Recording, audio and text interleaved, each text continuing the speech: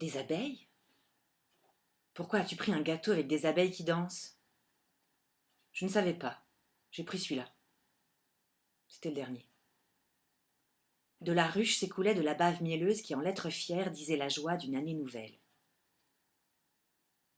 Tu es vraiment grave, dit Tina sèchement, en fermant le dessert au frigo. Lise trépignait à présent en débardeur et culotte au milieu du salon. Elle avait disposé les vêtements trempés par terre, en étoile. Tu es vraiment grave. Et elle rit.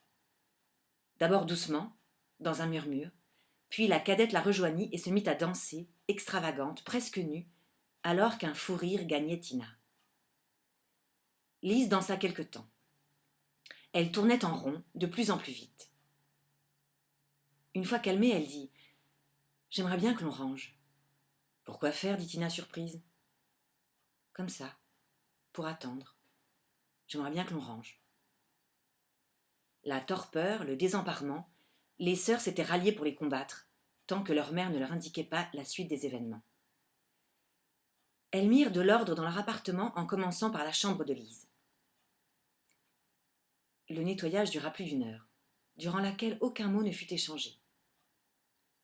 Très vite, elles s'entendirent sur la manière de se répartir le travail, tout en avançant à travers les pièces.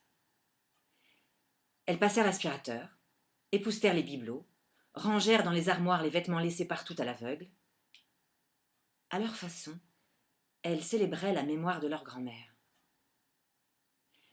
Leur seule manière d'être ensemble à 3, c'était active, de conserver le silence qui embaumait désormais les alentours de mamie, de s'en faire les garantes. Ainsi, les anecdotes affluaient. Nell, malgré tout, malgré la mort, restait présente. Elle venait.